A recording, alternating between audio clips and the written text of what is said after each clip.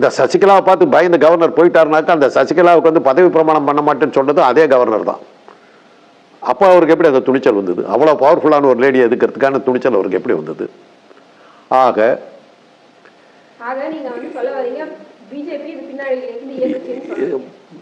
Point of suspicion, needle of suspicion, அஞ்சாவதா இவங்களை சேர்த்து அவ்வளோதான். அவங்கள புடி ஏன் இந்த ஒரு ஏன் வெளிநாட்டுக்கு அனுப்புறதுக்கு நீ ஏன் முடிவு எடுக்கலை?